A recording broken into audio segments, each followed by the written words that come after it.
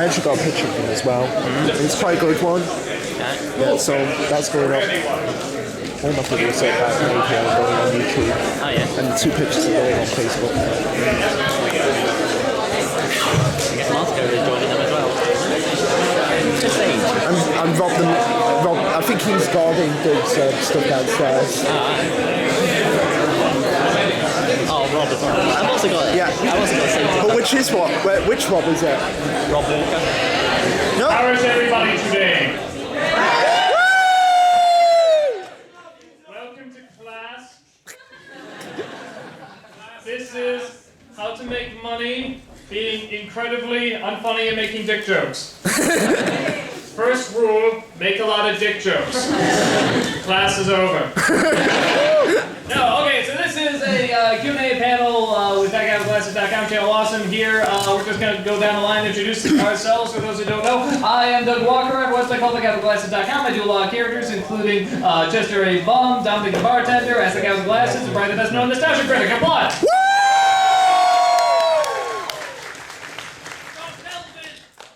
Hello, I'm a British person. I was so scared you're not going to get that. I'm Mike Jemmons. I do Shameful Sequels, Informationalism, Hang on a Second, and Asylum Seeker. And I try to make you all laugh. Mike. You do. And Nerd Quest, which is a little film. Here's this guy. Hello, I'm Film Brain. I do battery down. Delayed reaction. I do battery down projector, and apparently I started this thing called Instant Dating with Me, and yeah. Yes. Oh, it's alright. And I started Nerd Quest, which none of you have seen yet. Isn't that right? Soon. Give us time. You will. That's me. Hi, I'm Matt Williams. I'm Welshie. I'm that guy with the glasses. I do horror reviews. I do Doctor Who reviews. I also appear in Nerd Quest. I also produce Nerd Quest. I also partly co-wrote it. Is that true? Yeah, I think we say that. I think we can say yeah. And I did for the Uncanny Valley series, The Dark Side of the Internet, which was a well-received and well-mauled documentary on the dark side of the internet. Hi guys, I'm Master Coax. I'm also on that guy with glasses. I did a series called Anaphile, doing anime reviews and all that, as well as taking part in some MagFest reviews from back in the day, as well as also being in Nerd Quest, which I'm still wondering. I'm guessing that it's an S word that ends with N soon. Yeah? Soon. That's the watchword. Actually, the S word is sketch, is what we're going to finish that. That's the bullshit.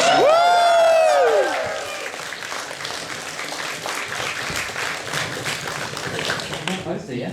Yeah, you look really cool on it.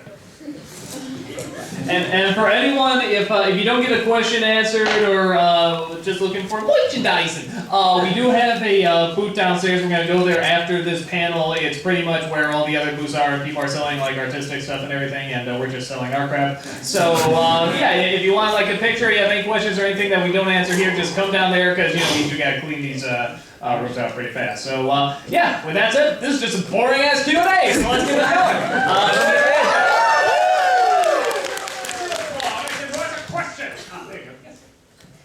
What brought about the creation of Emo Jones? Really? Like that's your first Emo Jones? Years since I saw it, like... Well, what brought on the creation of Emo Jones? I was just bored, thought of a new character, and it sucked. That's why I only did one. Well, what inspired you to do the genius of Bart's Nightmare? One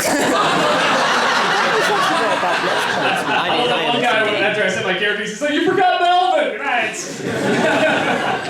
So, but yes, that is the epic tale of that origin. Yes. Just wondering for anyone who's done reviews, what was different ends of it? What film or something have you reviewed that you've really enjoyed doing? And then on the other end, what film have you watched or reviewed that was so bad it almost physically hurt? Oh, here, what was that? Good question. I think I could very easily answer the ones that physically hurt. Asylum. Really bad comedies. Not Asylum. Asylum can be funny. Like Mega Piranha. That's really funny. That was funny. That one was fun to me. That's one I've not got around to yet, sadly. Yeah, Mega Piranha's fun. There are varying degrees of Asylum movies. Some of them are just... And then some of them are really fun because they're so stupid. But it's usually comedies are the ones that hurt the most, like Fat Slags, or I really hated Just Go. I was sick to death of Just Go With It by the time I finished with that. And Jack and Jill.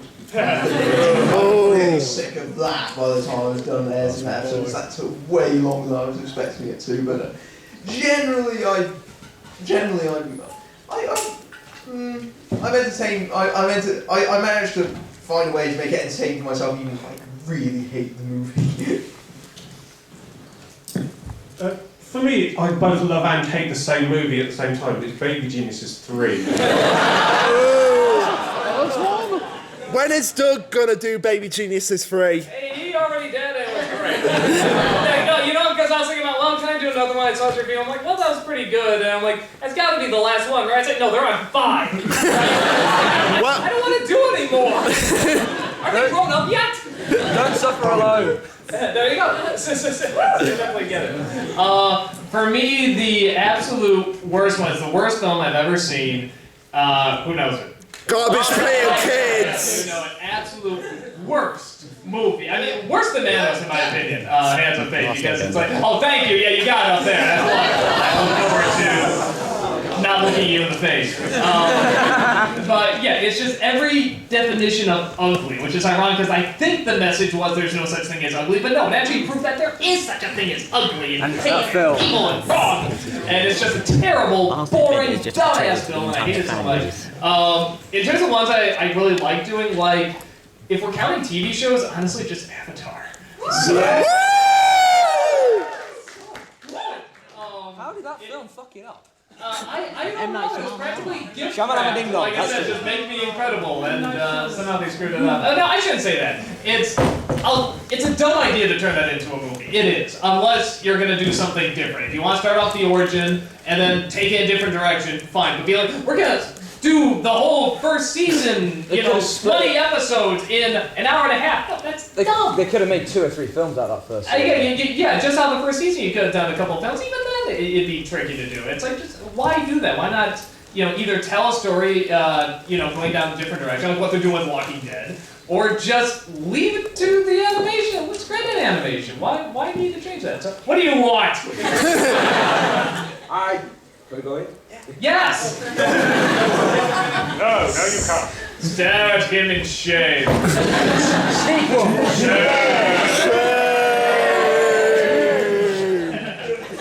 Well, she's like, you stop it right, stop. Now, if you're talking about movie, The Room was a lot of fun.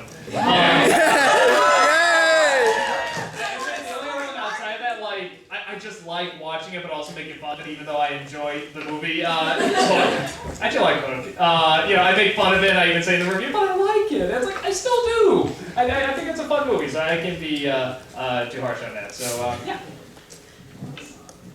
It's tricky for me because most of the reviews I do are films I like Scream and Saw. I mean, I even like Killjoy, which is, you know, I can't understand why I like Killjoy.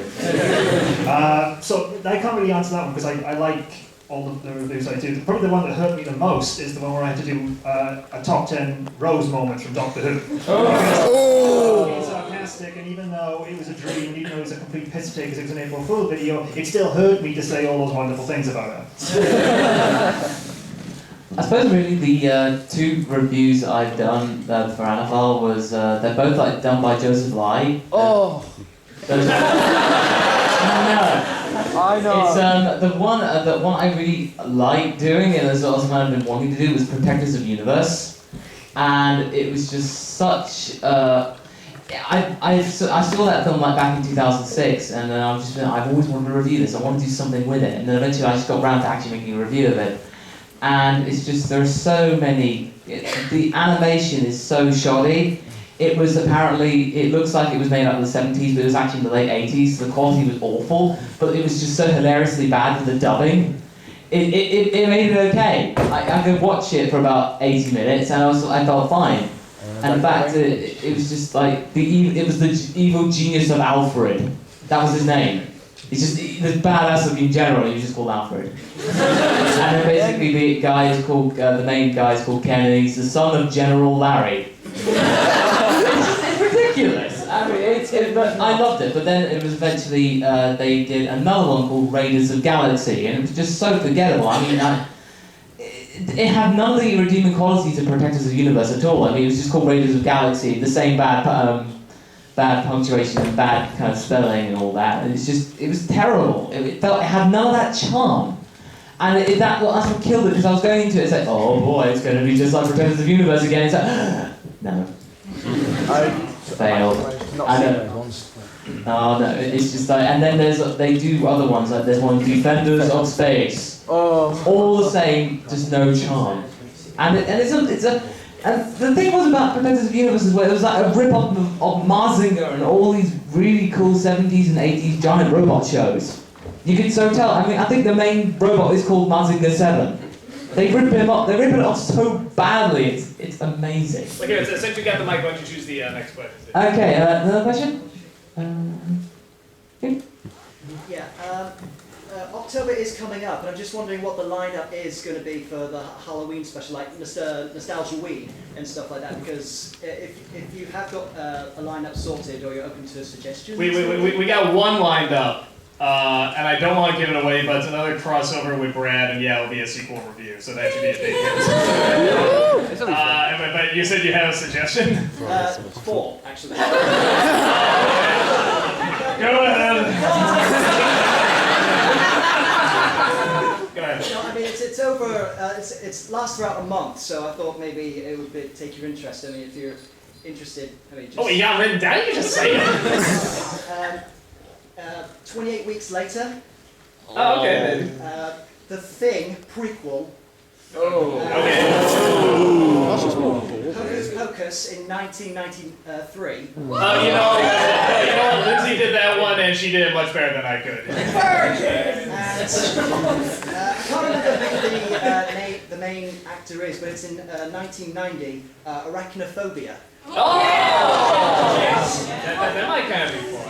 Yeah, I forgot about that. 2 weeks later. Oh my god. I'll see if I can get around to one of those. But yeah, we definitely want to do Nostalgia Wii again, especially now we got the critic back. And we'll do something for Christmas too, so it should be good.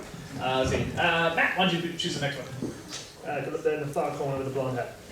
Me? Yes. If you had to choose between Ferngully and the other animated Titanic movie, which is the worst? The other Titanic movie. Come on, the Titanic, man! Alcon, I need to press that. Like, it's like, how can you get worse than the rapping dog? They found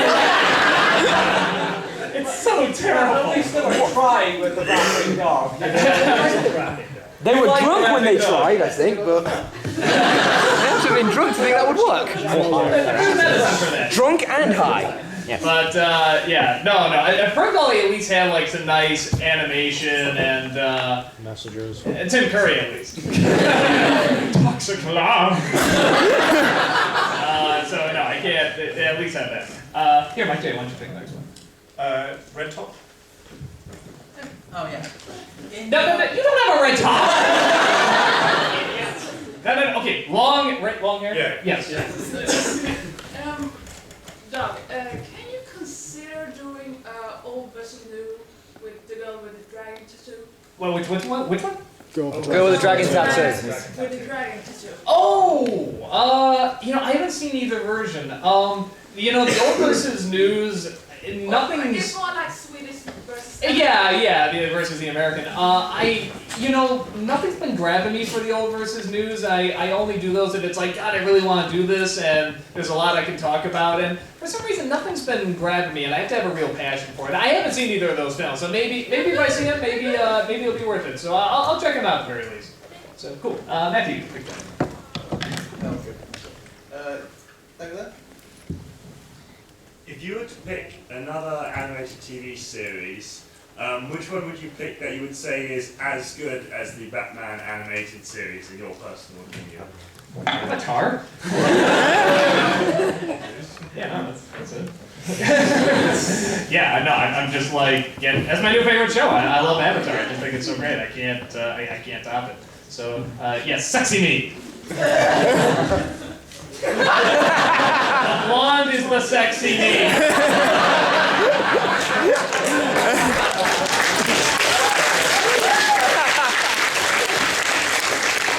Yeah, you're not bad, but she's sexy me. You're a solid 2. He's still dressed like me. At least give him a solid 3. Which did you hate more, the film adaptation of Last Airbender or Batman and Robin? You know, I'll at least. You know, at the very least, it's hard because, okay, Last Airbender, like, they're really trying to make a serious film, and they fail, and it doesn't look good, and it just, on every account, it fails. With Batman and Robin, you know Schumacher's like, you know, oh hey, like that show from the 60s, let's do that, hee hee ha ha. So it's like there's never a clear understanding of, hey, I want to make something serious. And to Batman and Robin's credit, it at least looks good. It looks ridiculous, but it looks good in that ridiculous way. You know, the city is very cool, the sets are very cool, and they show it off really well. Oh, God, don't make me say Batman and Robin's better than something. Flip a coin for it! Yeah, but I gotta. I really gotta. Because, like I said, at the very least, I could watch that movie on mute and enjoy the set. So, you know, last Airbender, I could put that movie on mute. I'm like, this is still ugly. So, yeah, I'd have to go with that one. Let's see. Let's do Mask right there. What review are you most proud of? That's one I think we should all answer. Yeah, we'll start over here because I don't have an answer yet.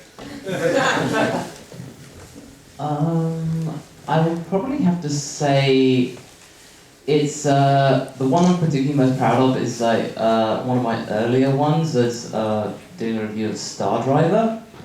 It was like one of the anime, like one of the first ones I did, and it was like the first one I could actually just get a bit more kind of eccentric, a bit more flamboyant. Had lots of things to talk bad about it. It was one of those things because before I just had all this one like shows I was going like, oh, it's alright, this is good, not bad, I recommend it, yeah. And this was when I first could get excited about it, and this is where I could really find my feet as a reviewer. So it really holds a special place in my heart in that sense. Not to mention, it's directed by the same guy who directed Sailor Moon. And it's all about giant robots, and the guy is called...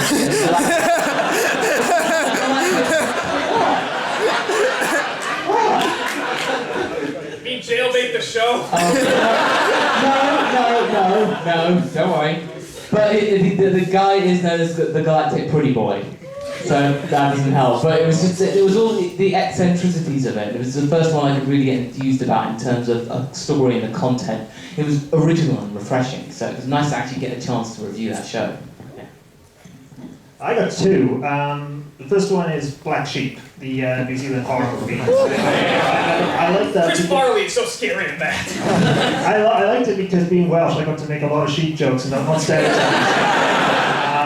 And what I see, most part of my personal perspective is I did Saw 3. Been doing all the Saws, and I did Saw 3, which was I think part 4 in my retrospective. And I talk about self-harm in that one. I talk about how they address it, and I'm quite personal and sort of like that stuff I've gone through. And a lot of people got back to me on that and sort of like how I addressed it, and they sort of like they appreciated the fact that I didn't make a joke about it because I was being quite kind of personal in it, and that's what I've been doing with the whole Saw retrospective and Scream in a sort of way. I've been very personal with it, and that was where I was really sort of that's probably the most satisfying for me is the feedback I got from that. People were very sort of touched by what I said and how I said it and how I addressed it, and I didn't make fun of it because it's something you can't make fun of. For me, it's a toss-up between, if you want the one I'm like proudest, that boy, by the time I was done with that, I'm like, I can't believe I pulled that off. Holy smokes, was the Les Mis one. Because we shot that at a convention they had a lot of our producers there, and all of them had a ton of panels. I had a ton of panels. Not only was this a crossover review, it wasn't just cameos, it was a crossover review. We all had to sing this damn thing, and we had to work in with everyone's schedules, and the schedules got thrown around, and the rooms got thrown around, and stuff like that, and just big credit to Kyle, Paul, and Brent. I mean, they all came together, and they're all like, no, we want to do this. And I said, this could be late hours, this could be like, Topolifly hours, and they were just like, no, we're on board, let's do this. And I think it just turned out wonderful because of that. But my absolute favorite one, it has to be the Cat in the Hat review. I love digging into that movie, but B, I love the little speech at the end about why Dr. Seuss is actually like important. That it's not just it's just a simple kid's book, whatever. Like it's like no, there is this beauty to simplicity, and Dr. Seuss got that, understood it, and really explored it. And I don't like what they're doing with Dr. Seuss right now. I think visually they're getting a little better, but man, I don't like these adult jokes and the references, and I don't know. At some point I'll do Lorax, that piece of shit. The one I'm the most proud of is probably not even one of my best videos. It was probably my 4th, 5th or 6th video or something like that. It was The Wicker Man with Nicolas Cage.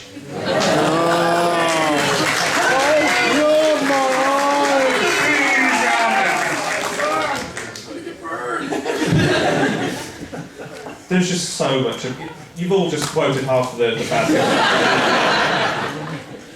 And it was my 4th or 5th video. I wasn't yet on the side, but I managed to get a cameo from Jew Wario, and that sort of was one of my proudest moments. Like, I'm not established yet, but someone liked my videos enough to want to be a part of them, who is in a position where he's already on the site at this time. So yeah, it's not my best video, but it's definitely the one I'm sort of probably most proud of. I was actually thinking about this, and probably my honest answer is the £7 review.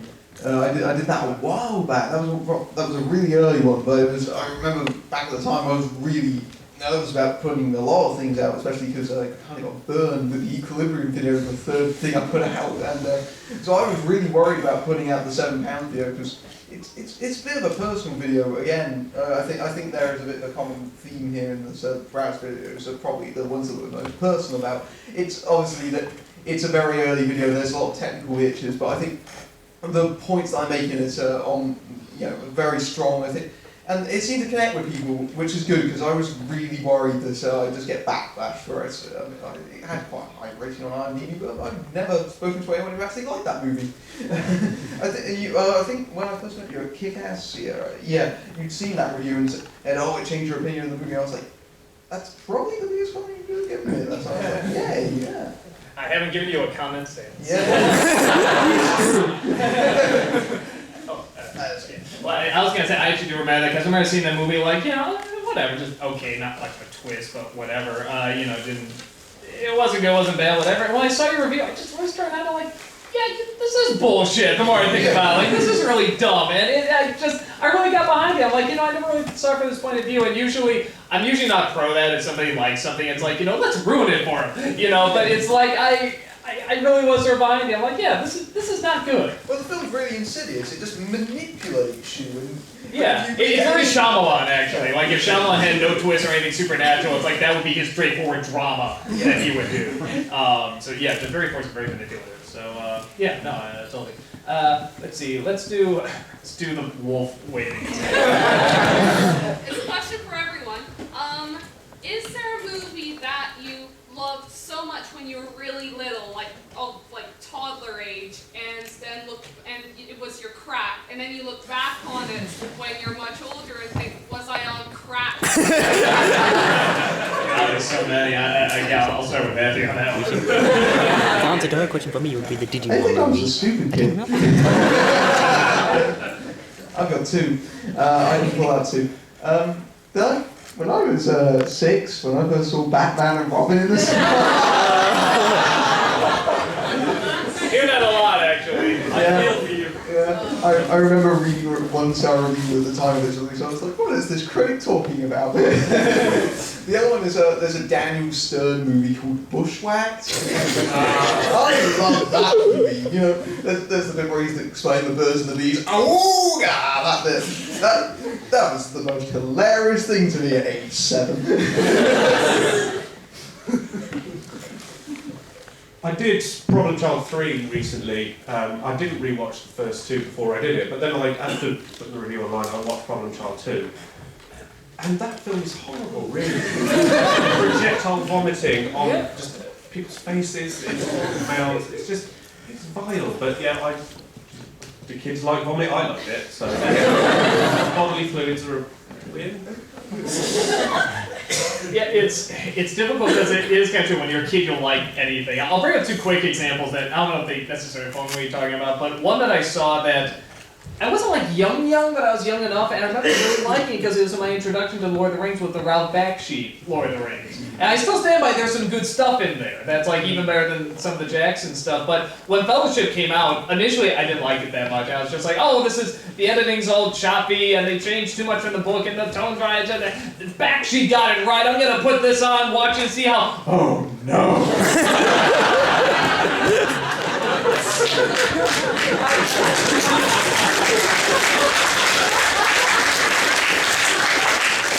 What did they do to Sam? and again, it's like I'll still defend certain parts, but looking back, I'm like, no, this is not good. I was liking this because this was my introduction into Lord of the Rings. But so there's that. But another one I was sort of the other way around. There was a. Has anyone seen a movie called The Littles at all? Okay, so there's this cartoon that came out. I remember seeing it when I was a little kid, and I went through big shock, that nostalgic phase when you try to find everything you grew up with. You don't care if it's good or bad, you just want to watch it again. I saw that, like this was one like I really seeked it out to watch it. You know, like I went to one of those like Russian eBay things that somehow had this. I'm just like, yes, I'll pay $1 million, just get it over to me. And I put it on, sort of expecting that it would suck. It was actually kind of decent, like for a kid's film. It's like, oh, this is almost has like a Miyazaki feel to it. This is actually kind of cool. So yeah, I actually thought that was okay. But seeing how nobody saw it, you don't give a shit. So I had it. I'm really boring because I don't have any, especially from a young age. The only one that kind of springs to mind is I Still Know What You Did Last Summer, because I saw that in the cinema and it was a raucous crowd, like, you know, whooping and cheering and screaming and shouting, and that kind of experience really can make a film seem better than it is. Yeah. And I remember going to the cinema and they were all whooping and cheering and laughing and screaming, and you laugh along with them, and then you go home, you buy at the time, VHS tape, and you watch it on your own. And you're like, oh yeah, Jack Black playing a Jamaican stoner. It's shit. You know, Borat is very much like that. If you watch it with a crowd, it's like, oh my god, this is like the greatest groundbreaking comedy. You watch it alone, you're like, this is awkward. Oh, I was thinking about one, but then eventually something sprang to mind. I remember watching it on repeat loads of the time when I was between 4 and 5, and this might actually be relevant, but Care Bears 2. I like those when I was a kid. Yeah, it was just like, oh my god, it's so pretty, I love it. When it's like 4 or 5, and then when I saw your review, it's like, oh my god. I will actually, a little bit, I will defend the first one a little bit, simply because it does have atmosphere. And yeah, it actually has a good pace. So it's like, I'll defend it for that, for something that's just crapping for kids, it's not that bad. Is that the one with the head in the book? Yes, and the creepy fucking head. Yeah, just like, you know, Oh, the second one though, it's just I was thinking, oh my god, why? But that had that did redeem it, just for that. That kid's voice, I love his voice. I don't know, there was something about it, yeah, but then I suppose another one would have been like Jingle All the Way. I watched it when I was 10 and I loved it. I thought it was fantastic, and I would try and make a tradition to watch it every year. I stopped doing it after age 14. I realised if I watch it again now, I might just go like, you know, the first and last 20 minutes, yeah, but the middle of it is just so forgettable. I've watched the beginning and end of it again. But no, so. I can't do it. I give you credit. Actually, I'll bring up one other one too. Again, I'll still watch it and I'll still like it, but like when I was a kid, I'm like, you know, you look back, this was a really sophisticated film. Yes, Ernest Saints Christmas really grew. But it's like at the time I sort of really thought that, and then when I watch it again, I'm like, ooh, no. But again, like that Santa is unbelievable. That's the Sultan from Aladdin, and it's like he's like a perfect Santa Claus. And he's still like when he makes a big speech about passing on the magic, and I've done it for so long because I loved it so much. But now the magic must be passed on to you. Santa!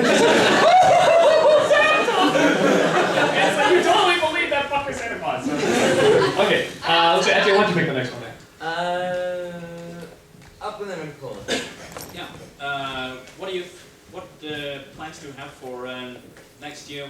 you see yourself in a year? Oh, I'll be dead. You hope. Now watch, or someone will kill me, they'll be like, oh my god, he knew the conspiracy! You aim your cane at me? Okay, we'll just go that way. Really, I think next year it'd probably just be doing more of the same, really. Just kind of like building up, doing my work, doing my actual job. And then just pumping out some more reviews, doing some more parodies, keep on carrying on, and then just like going to try and sort out new adventures, and then just carry on reviewing. Yeah, just like really building myself up as a person, really. So yeah, so. You have the long hair. I don't know. I'm just doing it in a more altruistic way, man. Yeah, I'm just like thinking about life. He's a beatnik. Yeah. Get it right. Yeah. Get a drum, Pepper. No, I think you're talking to me. Well, I'll be working full time. I just got a new job. That's one of the reasons I had to leave the site, is to have a full time job. Wait, you're not on the site? So I'll be hopefully if they haven't fired me, because I do have a tendency to, you can see Rob Walker's face here, he does get very angry with me. I do have a tendency to annoy people who like employ me. So if I've still got my job in 6 months, I should still have that job for the rest of the year. I can't say for sure though. I know it's going to be an emphasis on more shows than it is like, anniversary stuff. Because like I said, we really want to get shows going, and I'll do my best to have my input on them, but it's like Nostalgic right now has just been like, because they take 2 weeks to do, while still putting out the editorials every other week, they take longer because we want them bigger and better. We're looking more and more shows than we are like sort of one big project a year. We sort of want to get our stuff going. I can definitely say also, I have to say less cons, because I cut my cons in half this year and it's still too many. I don't know how that happened. So it's like, I remember because after this, I literally have another con the next week, and I think Mike Michaud sent me down, and he's just like, yeah, for next year. I'm like, okay, yes, I got it. Because it's I can't get the work done, because I can't predict when stuff is going to go wrong or slow me down or other things are going to pop up. So it's just so I love doing cons, but yeah, they catch up. But really just more emphasis on the shows is probably what I'm going to be looking for. I should be looking up there. You're the one that asked the question. Sorry. Yeah, again, more of the same for me. Doing what I do, the informationalism stuff, people seem to enjoy it, so I'll be concentrating a little bit on that. I've got a book that I hope to sort of self-publish sort of maybe towards the end of this year, but if I'm still here this time next year and I haven't finished NerdQuest, you all have permission to help me with rotten fruits, because it's getting done, and so long as the film's out, the film's done, and everyone's enjoyed it, then that's where I want to meet this time next year. You sounded like my accountant. You need to expand, you need to grow. You do need to grow, you are quite sure.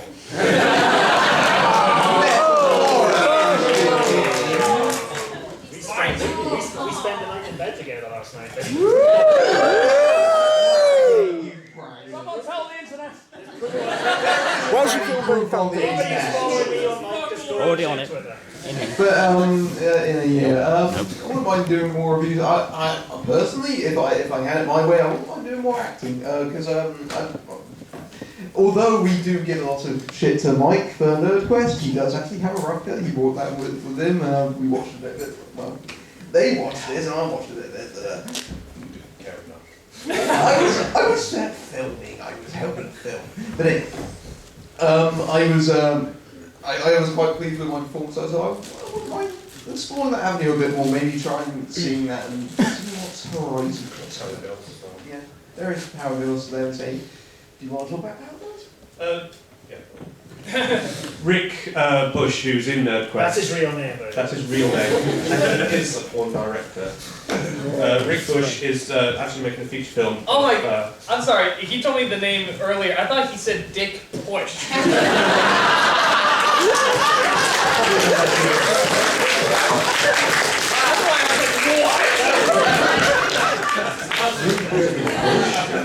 Bush. Dick Push. Bush. B-U-S-H. Yeah, I got it now.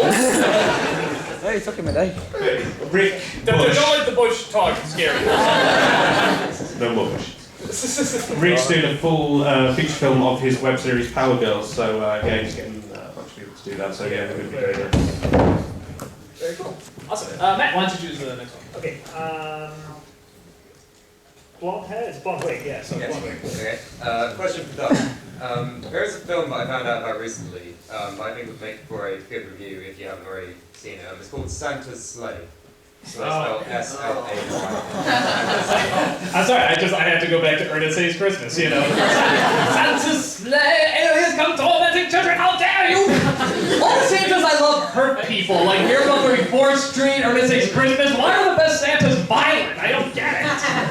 Because we're there. It's basically where professional wrestler Phil Goldberg plays Santa and he goes around killing people. Oh my god, they really made that movie! Oh my god, there are aliens in it? It's like Satan stuff. Okay, I can work with it. Maybe after the guy from Ernest Saves Christmas left, they did a few rewrites. When I think of Santa, I think of a Jewish wrestler. No, I have not seen that movie, but I might just get the Ernest Saves Christmas joke in there. That was one thing, we always wanted to see this movie, Santa's Sleigh, and it looks like a sci-fi film of the week, so we'll see what happens. Santa's Sleigh is too scary for Eli. Let's see, let's do, yes, black person with a white face. What is in your opinion, the most film that everybody loves, but you think it's just the most overrated film, the most overrated director? I actually have a panel on this, honestly. But what do I personally think is the most... It's for the panel, everyone, so including yourself. All of us? Yeah, I gotta think of mine, so don't worry. He's got to pick one out of many. Everyone just passes around with the Well, I generally can't think of it. God damn it! I suppose, really, again, it's just that it's just one of these things I just don't get why it still makes money, but all the blank movies, like disaster movie. Yeah, I mean, it's just like I hear people find it funny, and they've somehow managed to scrape reviews saying it's good, and it's all out of context reviews. And I was just thinking to myself, I actually sat through that movie, and I was thinking, why did I do that to myself? Drunk, but now I'm drunk. That's the thing. And it's just like I just felt like, why are these so? I mean, they have a shelf life. They have a really bad shelf life of about maybe 6 months, and eventually people will forget these references. And now, if you show that, I mean, it's not really 5 years old. I got to go. It's okay. I had 3 actually. Wow. Okay, Avatar, first one. Not the Last Airbender, the Last Arcs 2. The blue kitty pussy things. Yeah, that. Okay. Second, Dark Knight Rises. What the hell? Come on. It's the weakest in the strip so far. Man of Steel. Sucks. If you love it, great, but it sucks. And I'm gonna do a review on it. I'm gonna piss you guys off even more. And I'm gonna love it. I'm gonna swing it. We'll kneel to you. Which was the original Superman film that had Zod? The original Superman film? Well, it had Zod, so most people... Yeah, it was Superman 2 that had Zod. Superman 2, versus who? Superman 2 versus Man of Steel. Or like the haunting review that you did, where you compared both back to back. Yeah, I really like the new haunting, so I didn't. So I'm sorry, I just took it away from you. Okay, yeah. So boldly, please. Nice. Yeah. Actually, no, I can't think of one, so I'm going to be really boring and say that's my actual answer. Sorry. I would like to second all 3 of Doug's actually, because I was like, yeah, all 3 of those. Come at me, Nolanites, come at me. Because obviously, I like Christopher Nolan. I have a lot of respect for Christopher Nolan. I love his films. I especially love The Prestige. I think he's a really smart filmmaker. I don't know what happened on Dark Knight Rises. It's incoherent, it's badly made, it's glaring plot holes. That's a rewrite the script. When I finished watching The Dark Knight the first time, my immediate reaction was, I want to see that again. When I finished seeing The Dark Knight Rises again, my immediate reaction was, oh dear. I wanted to like it. I thought Bane sounded like someone was trying to do a Sean Connery impression and were dubbing his voice. Something I realised was Borat. Yeah, I was just saying Borat was one of those movies. when I saw it in the theater, like what you were talking about, like I was like, this is incredible. This is a wonderful movie. And then we watch it at home. And you're like, wow, just a lot of long pauses. And you know, I don't think that guy was really there. I think that was a paid actor. Actually, that's looking like a paid actor too. Every single one of these people are paid actors. Well, it's distractingly stagey. You realise, especially towards the end of the whole Pamela Anderson thing. When that sort of thing gets stagey and faked, you just Well, I mean, like it that. doesn't really work. Well, I mean, with her, I think it's like, okay, like everyone had to know she was in it. Yeah, but I agree. It's like, yeah, this really sort of wore off fast. I mean, if you want to see how overrated Borat is, look at the reaction to Bruno, which was the same thing, but an extended gay joke, and it's basically the same movie with Never the watched worst it, never premise. planned to. Yeah, so it's pretty bad. Yeah, we got one? Oh, I named them all. Okay, well, there you go. So, let's see. Let's do, yes, Kiss Shirt. Will Ben Affleck make a good Batman? I don't know. Wait for it. Okay, I will say this. From a comedic standpoint, I am so glad he's Batman. Because the jokes just write themselves. But from an actual, hey, could it work? Why not? You know, I mean, everyone's like, you know, oh, Michael Keaton's Batman, what the hell? They were writing petitions for it. It's like, don't let him be Batman. He's still the best one. And George Clooney. Well, no, and then when they get the people that, you know, logically should be Batman, like Val Kilmer and George Clooney and Christian Bale and stuff like that, I mean, you can make fun of all of them. Nobody can make fun of Michael Keaton. That fucker got it. So, I mean, and maybe, I mean, I'm not gonna act like I've been blown away by Ben Affleck's acting or anything, but it's like, he can do okay. I think he can do Bruce Wayne okay, and the way they do Batman, like, I don't know, the way that you see Batman, like, in the video games and the comics and stuff like that, Ben Affleck's a fine choice. Ben Affleck's not a bad actor. I mean, in recent years he's come back around. I mean, there was that period of time where it was very easy to hate on him, but I don't think that was out of his acting ability. I don't think that was anything for that. That was simply backlash from the whole Bennifer thing. And the bad movies. Yeah, there were some pretty bad movies around that time. But, okay, you bring up Daredevil, I don't think, if you watch the director's cut of Daredevil, the one that they released in cinemas is absolute shit. But he wasn't the problem with Daredevil. He was a perfectly fine Daredevil. It's everything else. And I think the same thing will happen with Batman. I don't think he's a bad choice for Batman. If anyone's going to screw that movie up, it's going to be Zack Snyder. Because Affleck can give him tips. There you go. You need a lot of You can tell him to all You go know fuck what? himself. Wouldn't it be so much awesome if Affleck was directing it? That would be an awesome movie. Someone was saying, like, if Ben Affleck's doing Batman now, then there is a possibility he would direct the next one after that. Justice League. You got it, what? Yeah, so we'll see what happens. As long as Ryan Does anyone else Reynolds is have a Green any Lantern. Affleck-isms or? Yeah. Okay, cool. Let's go. Let's see. Let's do Red. Yeah. What's your? Was it Foz? Foz. Yeah. This is a question from Massacre. Sorry, I keep saying Massacre. I want you to know, would you ever consider doing adaptations of from anime? Do you know how you do reviews for anime? Adaptations from anime to anime movies. Yeah, so an idea would be like the Death Note movies and how there's a bit of a different ending to that and so on and so forth. I would have called it some Black Butler. All right. Well, I know that the usually when I think of anime adaptations, I see when the West tries to do it. Dragon Ball Evolution. Burn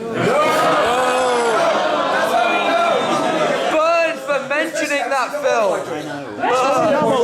Someone has to do it. Have you seen the old one? The new one. The one that's the Western version. No, I haven't seen those. They're doing a remake of the. They did like a Korean adaptation. Okay. Oh, Dragon Ball: The Magic Begins. Old Boy. And it's more based off the manga. It doesn't really suit the original manga. Okay. So, it really, if you could, what you could do is you could stem it from there. So you'd say, do the manga, anime manga, the movie from that is the Japanese version, and then if the Western does decide to do it, because it tends to come out way later, you do a comparison from there. Yeah, that's certainly something to consider. Once if I get a little bit more time, is doing little parodies and everything. And it's like, and obviously there are lots of like series which are very simple. I would like to try and find ones that people make or things that happened in the past, like 90s adaptations. I mean, Battle Royale strikes me as probably one of the better adaptations from the anime manga to a live action movie. Not Battle Royale 2 though. That was terrible. I mean, well, the first half was okay. Are you talking about Hunger Games? No, there was blood in this. And there was actual killing instead of just like implied killing and fast cuts. What about stuff like... yeah, I mean... Like Death Note is what I was thinking of. What's the lines of Death Note? I know about the Death Note live action movies. I've yet to see them, but it's certainly something to consider. Yeah. Thanks for that. No problem. Yeah, well, I might pick the next one. Let's go with you. Alright, okay. You were all reviewers in a sort of in a vein of Grace like Roger Ebert, but he's Roger Ebert. Wow. What about Roger? In that our material is dead. Too soon! Hey, what's at the memorial? Me? Oh, you can make that joke. Okay. The question I had was this, because you all have internet personalities, well, I think Master X, Mike Jail, that guy with glasses. But they're all they all seem to be an exaggeration, or at least a facet of yourself. How much of yourself do you put into those characters, and do you feel it's a comfortable barrier between what you actually think and maybe being able to exaggerate some of your own opinion? Also, what you you're asking about what our real personalities are like in comparison to what our online personas are. How much of our personality is in the reviews? Yeah, but pretty much from my reviews, I get a little bit more animated, a little bit more eccentric than I am in real life. If there's something I'm really engaged with in real life and I connect with people on it, yeah, and I know what they're talking about and we know what each other's talking about, yeah, it starts to pile up in terms of enthusiasm, and so it builds and builds and builds and builds. With the reviews, I go with the premise that the majority of people will have an idea of what I'm talking about, because people generally ask me to review these, or I know this is what a lot of people are going to be reviewing, so I go in knowing that there's at least going to be one person out there that's going to get and dig what I'm talking about. So I can almost go like I know, right? And then just kind of like go into it with something and then obviously provide an explanation for people that might not. So, but yeah, I'd say it was just me with a little bit more eccentricity, more enthusiasm. When I first started, I didn't really notice any difference in how I was on camera to how I was in real life until I went to my first MagFest. And people were coming up to me and talking to me, and they were all saying how nice I was and compared to my videos. So I went back and watched a couple of my videos, and I thought, God, yeah, I am a cynical shit in these things. I kind of ran with that to the point where I started just trolling people. Because I tease people all the time. I tease people all the time and annoy people and wind people up. I tease people, Matty can attest to that. I annoy people, Mike can attest to that. And wind people up and make them want to pull their hair out, Rob can attest to that. So I just added all that into sort of the videos. And it's like me and Panda, when we decided to sort of team up, we both have that kind of humour in ourselves. Panda himself is actually he is outgoing. You don't actually see that in a lot of his videos. If you ever watch his French videos, he's very outgoing, he's very animated. The character he plays is very subdued and sarcastic and deadpan. So there's a part of that in there, but yeah, I think I just sort of like my cynical nature, because I can't be cynical, I just amp that up slightly when I'm on camera, as opposed to, because I can be, like I said, I can talk till Christmas if you like me to. But yeah, it's just my cynical nature that sort of gets amped up on camera. With me, like I said, when I watch a movie, I don't really get that angry, really, because I still have the separation of it's just a movie, okay, there's children starving in other countries, get mad at that!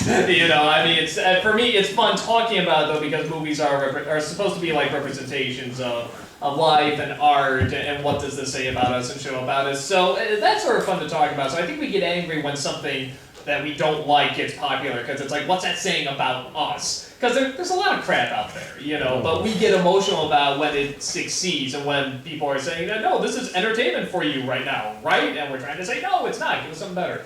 So it's very exaggerated for me. In some respects, I've taken my opinion and sort of tied it more into the reviews now in terms of what's wrong with them. Like even Last Airbender, when I saw it, I was not, because I went in with no expectations, because everyone's talked about how bad it is. When I saw it, I'm just like, yeah, that was bad. whatever. You know, I like it. But in the review, it's like this is seeing the vlogs and people want to see me get really mad because they know how much I love the show and everything. So it's like I gotta lay into it and rip it apart and stuff. But I like tying it back in that it's like, you know what? We still have we still have the show, and it's still a wonderful show, and nothing's gonna change that. So it used to be like a full straight-on character, but I do find I sort of balance it out a little bit more now because I like talking more sort of like ideas of movies as opposed to let's just make fun of it. And I think if I couldn't do that, I don't know if I could still do the critic because I would be like, no, this is stale, this is tired, I can't keep doing this. But I like looking at a review from a different point of view or telling you with like maybe a story or a different character or a different angle. It's just seeing what we can do with the idea of video reviewing. So and one of the things is actually talking about the movie as opposed to just making fun of it. And it's been great fun. So there's definitely, there's much more of me in there now than there was before, but it is still very exaggerated. The first thing I should probably point out is I don't have sex with my sister. I don't have a sister, so can you imagine how awkward that would be if I did? But the character is not me at all. I'm not dark and brooding and, you know, a sexual deviant. I'm trying to have sex with any of these guys today. But I think I'm a lot, you know, more relaxed and laid back than the character, and there's some of the character creeping into me. Like I can't watch a film with my girlfriend now without sort of commenting on it, and she's like, "You just shut up." And then we're asked to leave the cinema. So no, not really. I'm nothing like my character. Well, as everyone has said before, it's a little bit exaggerated, but honestly... Exaggerated! Some might say a little bit too exaggerated, I might agree. Thank you. The asshole who insulted you before, dude? Yes. Where did you come from again? Kuwait. I came all the way from Kuwait to say I hate you. That's passion. Hey, but speaking of passion, I am really passionate about movies. I really like them.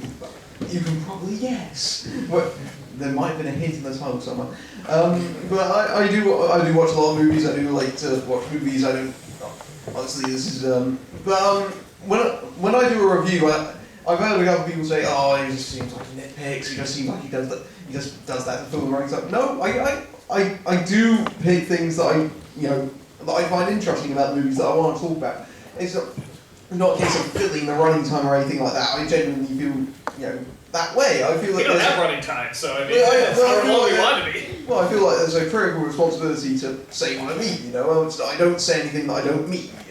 So if I say that something is really terrible, I really do mean that. I think it's terrible. At the same time, I do have to admit, you were saying that you occasionally point out things in movies. When I'm watching a really bad one, I can tell when it's something that I'm going to end up reviewing because I'm normally going at the screen like, oh, this one. Oh, what is that? What, really? Really? Even though I'm talking to a screen, I'm pretty sure this is the first sign of madness. But generally, I shut my trap for the most part. But when I'm actually watching a good movie, I don't go into a good movie and go, oh man, the continuity of that is completely off. Oh, that is pedantic. Nobody heard him say Rosebud. This movie's terrible. I mean, there's a thin line between criticism and nitpicking and being pedantic, and I think I try to stay on the right side of that line. But I honestly, I say what I mean. Mean what I say. Yeah. Mike J. wants to speak. Yeah, blue in the hat.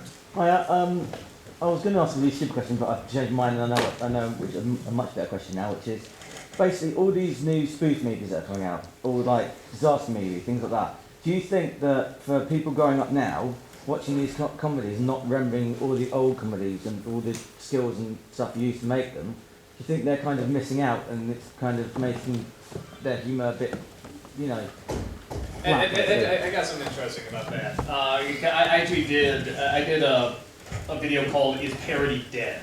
and it was talking about the movies and so forth, and how nobody's making good satires in films anymore. And yeah, it was one of those things where I was realizing after a while, particularly around the Bully Flea, when we were doing satires, people are like, oh, how can you do that? You're just satirizing something that exists. It's like, yeah, that's satire. And people are getting really defensive anytime we would satirize something. They're like, stop it! And it's like, what is going on? Like, we've done this before, and this has never been an issue.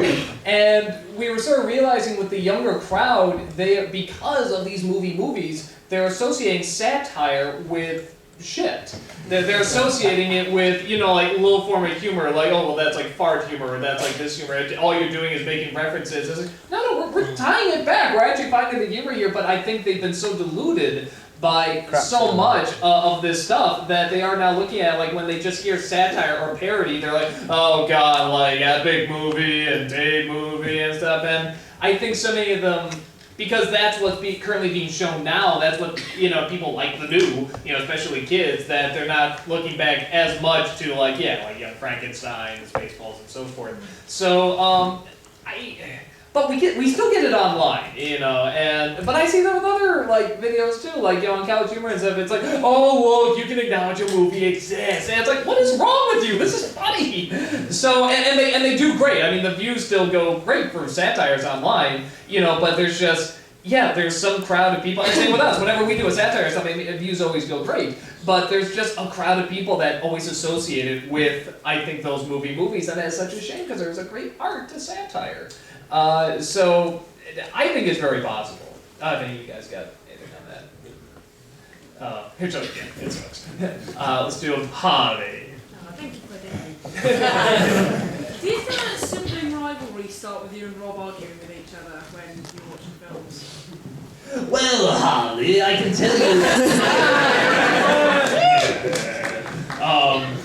No, honestly, it was. Yeah, we always sort of wanted to do a review show just together, sort of like a Siskel and Ebert style thing, and people were like, when you would join in, and Rob has opinions, damn it, and they're very different from mine, especially like with the Avatar vlogs. I think they work out very well because they'll bring up something I never thought of. But no, it didn't come out with us really arguing. It was more just like we needed a title, and Rob came up with that. It's like, that's a good title, let's just go with that. Because half the time we usually agree, which is pretty funny, but no, it just came from us loving talking about movies. And what we might do, because there's a point where it's like, especially with the game shows coming up and stuff, we're like, what should we do here? Should we, because like, every time a new movie comes out now, it's like there has to be 2 videos, a Sibling Rivalry and a Bum Review, while also doing the Nostalgia Break, and those take time. So, where it's like, do we give one up or what? And I think what we're going to do is that we're still going to do the Bum Reviews because people like those and then they go over great. With the Sibling Rivalries, though, it's like we got the big set and everything, and people were sort of like, this is a cool set, don't get us wrong, but we sort of like you guys just sort of talking, sort of like the Avatar vlogs and stuff. So we might just go back to that. Because people seem to like that. They like hearing us unedited, and they like us not necessarily like playing to the camera. So we might just go back to the basic vlogs because that seems to be what people liked and they listen to. So we'll see how that goes though. But yeah, let's see. So all the way up there, very back. Yeah, I got like 2 questions. One is, when you did your commercial reviews for all those trilogy commercials, do you see yourself doing that again at one point? Okay, actually we've been talking about this. We actually probably will do another commercial review because now that there's no cutoff date, there's a lot of commercials we can go after. And my absolute favorite, does anyone, this is total American schmaltz, has anyone seen the Denny's red, white, and blue pancake commercial? Yes. Okay, for those that haven't, this is played totally seriously. And this is such Michael Bay bullshit. I mean, it shows this guy, he's at a Denny's, and, he's in a diner here, and he goes up and he looks at a menu, and he says, red, white, and blue pancakes. I wonder what those taste like. And this guy next to him just turns, nods ahead, and says, America.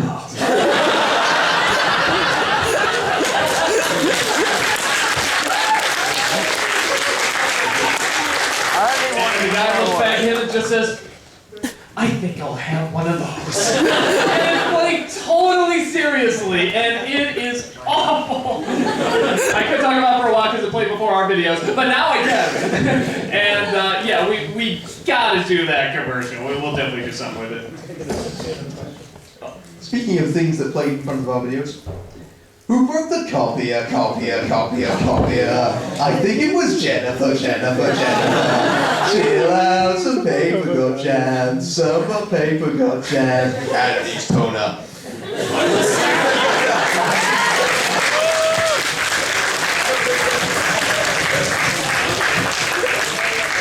That commercial, so I just thought you went mad. Alcon, that's totally possible.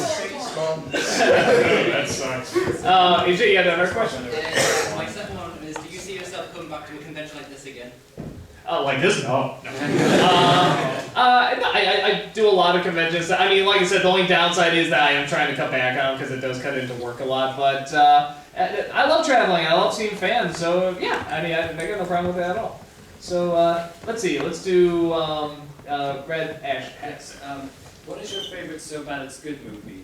Favorite what? So Bad It's Good movie. So Bad It's Good movie? Street Fighter. Yeah. Oh, it's got to be. I'm sorry, it's got to be The Room. Yeah! Oh, hi, Mark.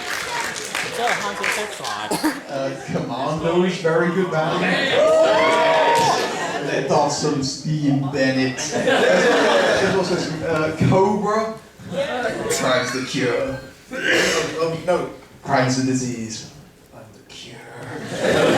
And D-War, because that movie is mental. Dragon Wars. That movie is insane. Have any of you seen that? It doesn't make any sense. It's pretty much like taking Skyrim into New York. Yeah. And then suddenly they end up in Mordor at the end of it. No reason! I know I mentioned it before, but Baby Geniuses 3 is just so appalling. It's the same 20 minutes repeated 3 times, and they're also going to do that format for Baby Geniuses 4 and 5 as well. But I've been speaking to a few of the cast members of Baby Geniuses 3, and you may be doing some sort of thing. I don't want to say anything too much at the moment, but maybe a thing. There's poor souls. I'm not gonna lie, I would have to concur with The Room. I would have to concur. I know it's boring, but it's just the experience again. Just like Not the least bit boring. the opinion of it, just concurring, but it's just it's best to like watch it in public. You know, in like public, obviously with friends, or like or drunk, or with friends. You've got to have the experience of sharing it with multiple people. It's all very well and good doing just watching it by yourself, but watching it with others, it just makes it even better. But so it's for the sheer experience that is just it makes it not only so bad it's good, it's so bad it's great. For me, it's Killjoy. Killjoy is a film. It's a horror film about a killer clown who lives in an ice cream truck, who sucks you into another dimension, which is a warehouse with a blue wall. Have a budget. That's the effect. The whole film is just, it's like, at one point one of the characters says, we've got to stay together no matter what, and 2 minutes later, the same character says, we've got to split up. You know, when they were writing the script, I don't even think somebody wrote the script, I think they just gave someone the title script writer on the credits, because I just don't think you could do that. And I think there's another bit in the film where it opens with this kid being bullied, and he's the one who raises Killjoy, and there's this old man who's basically like the sage character, watching all this happen, and he does nothing. The kid raises Killjoy, the kid dies, whatever like that. Later on in the movie, Killjoy is now wreaking havoc. The old man comes in, he does absolutely nothing, loads of people die, and then the heroes look at him at the end after Killjoy's gone and thank him. I'm just like, what did he do? You know, half these people are dead now, he did fuck all, and they're thanking him, and then he disappears in a puff of smoke. But it's such a bad film, it's great. It's great, I like it. I think we have a question? Yeah, go ahead. Guy behind the girl in the red shirt who we thought we were talking about earlier. Yeah. Oh, yeah, this is a quick question for Doug. My name is Rowan Walker. Did you say your name is Ron Walker? Rowan Walker. Rowan Walker, okay. Yeah. In your nostalgic editorial, What's Up for the Princess tape, you said to yourself, note to self, review Bridge to It's the next one.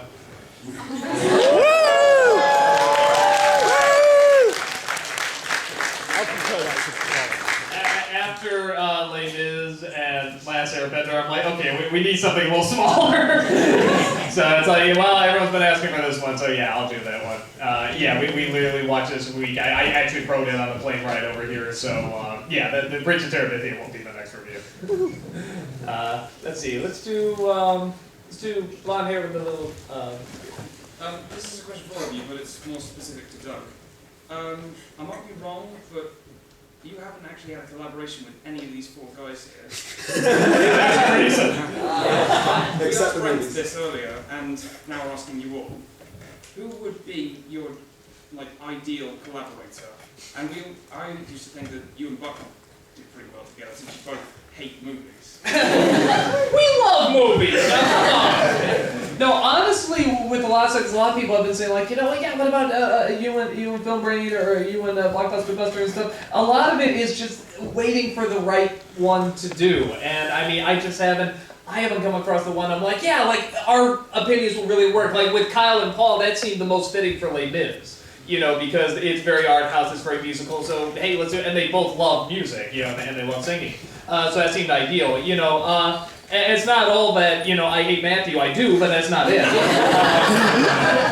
No, it really is one of those things where it's like, let's just wait and see which one seems right, like what feels like the right one. And it usually just sort of goes from there, and there's usually not like a, nobody asks, it's like you wait for the critic to come to you or something like that. It's just, if somebody has an idea for a crossover, you just sort of talk about it and you see where it goes from there.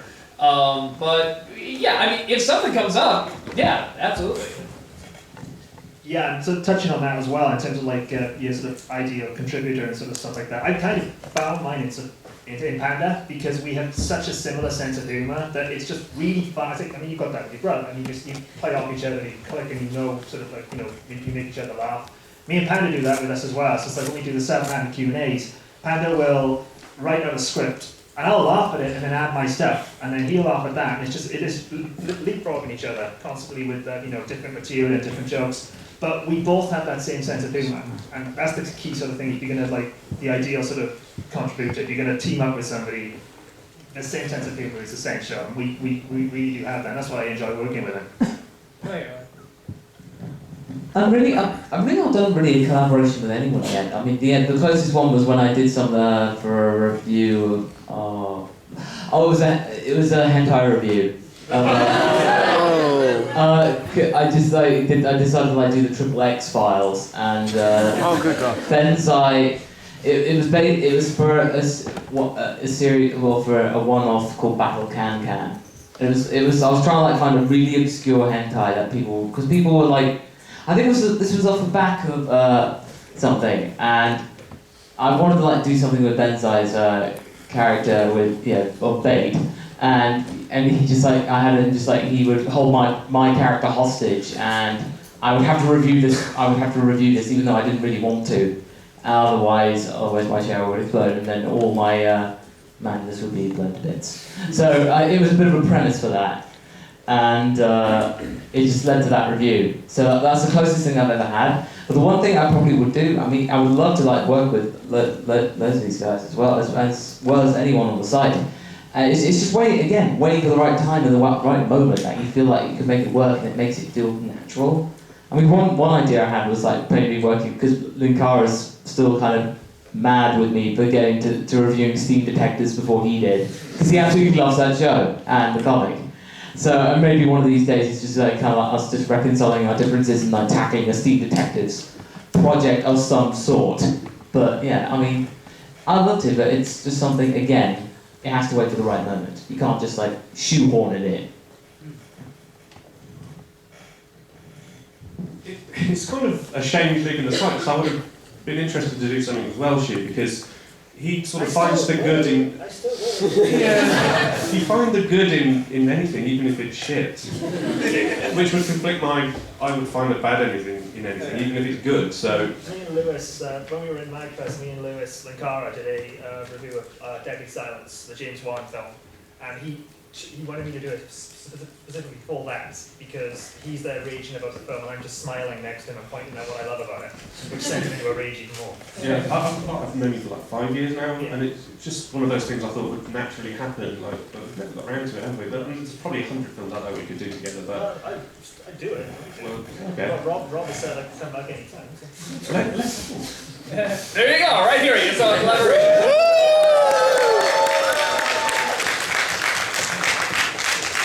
In the great big stack review pile, there is a little folder named crossovers. That I literally do have a handful of things where I just think, yeah, I know who I'm doing that with. Because honestly, I really like doing crossovers. I personally think that I'm better as a co-collaborator more than flying solo. I think I tend to play off people better rather than because when I do the filming by myself, I am doing it by myself. I'm having to judge it by myself, and I think having someone else there is really good. But there are a lot of people that I really like working with.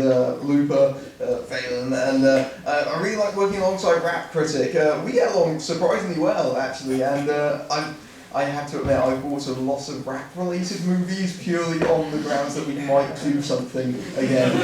We've done 2 and they've done it down quite well. Who knew that Big Mama's House 3 would work so well? Okay, why don't you choose the next one?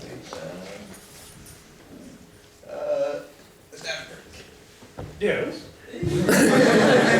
not as sexy as that. The 3. Stop putting him down. Question for the actual nostalgia critic. Question is, have you read the Avatar Last Airbender graphic novels? I am actually starting it right now. In that case, is there a chance that you might be doing a review of them, potentially as a crossover with Linkara? Oh, I don't know if he watches the show. If he did, that might be fun. Yeah, I don't think he does either. Let me put it this way: if he did watch the show, he would talk endlessly about it because that's what he does. Any show he watches, he's like, "Let me tell you about Doctor Who. Let me tell you about Star Trek. Let me tell you about. I have opinions." Actually, that's how demo reel worked too. It's like when I did that, it's like, I saw your demo reel. I have opinions. It just went into it. But if he, I know that you need to know the show in order to read those. And the 3rd one's just coming out, right? Yeah, the last one of this. Yeah, the last one of the what the hell's going on with Zuko's mother thing. I just started reading them. If he watched the show and knew about it, like, I'd be down for it, but I don't know if he does. So we'll see how that goes. Would you do one yourself? What's that? If he doesn't, would you do like a review of the comics yourself? I don't know if I'm very good at reviewing comics. You didn't know if you were good at reviewing TV shows. Yeah, but I also didn't know if I was good at doing Let's Plays and see how good that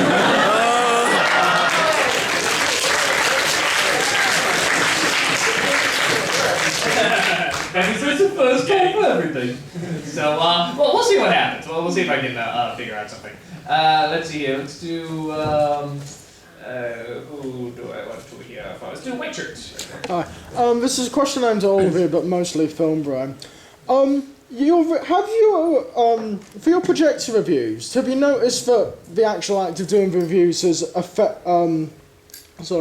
affected what movies you watch, what recent movies you watch in general? Like, I've noticed that you do the more mainstream stuff, obviously, like Dark Knight Rises and stuff like that as a general thing, and then you get into the more lesser known but still kind of mainstream stuff like, I don't know, Stoker, and then you have just the films people... I didn't do Stoker, but... I'm talking about general things, sorry. With Rust and Bone and stuff like that. Yeah.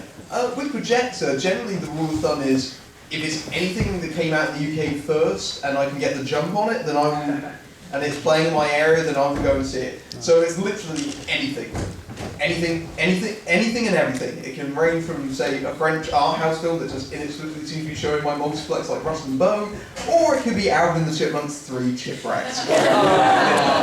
The scale is all there. It's actually really nice because it's very much sort of like a pick and mix. Like,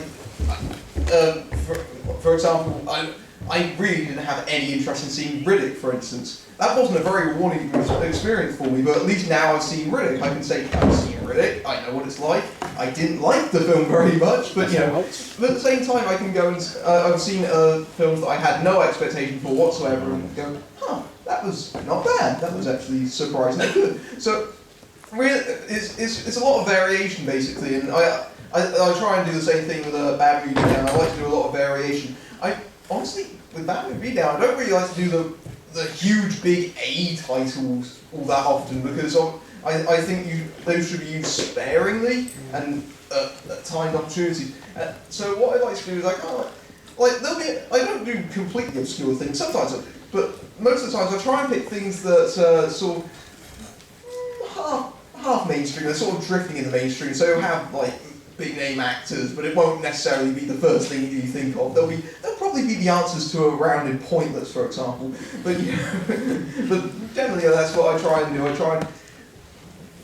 try and bring attention to a film you might not have heard of, but hey, this is quite interesting. That's all I try and do. Yeah, I'll just watch anything that takes my fancy, to be honest. No sort of rules as to what I will and won't watch.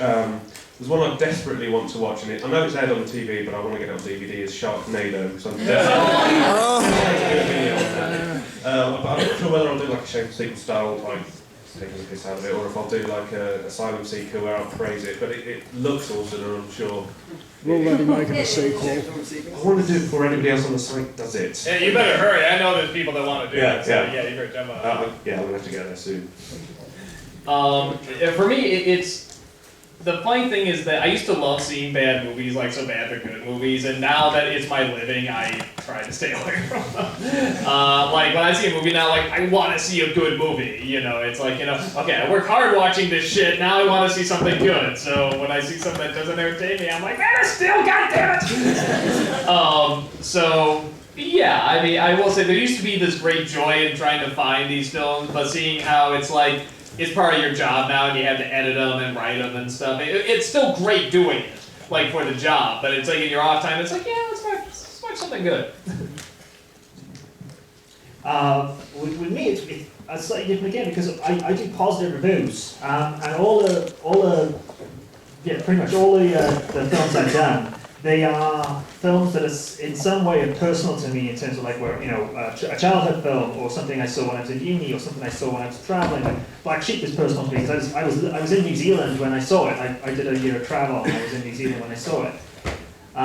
So yeah, I mean, I like it when a film sort of jumps out at me so much that I enjoyed it that I want to do the review. Like Loved Ones. When I saw Loved Ones, I got it from work. It was £3. I went home, I watched it. The next day I wrote the review, and that next day the video was out because I enjoyed it so much. And there's a film I saw the other day called Detention on Netflix, and I loved that film. And I've just written the script for it, so I'm going to have it out, say, by next Friday. It'll be like it's a quick, really quick review, nothing sort of big, no cameos or anything. But I love that film. So it's all for me. It's all just down to it's like Mike sort of said. I do kind of see the good in every film I see. Really, thank you. Yeah, I don't really go out looking for bad films because I kind of just do positive reviews anyway.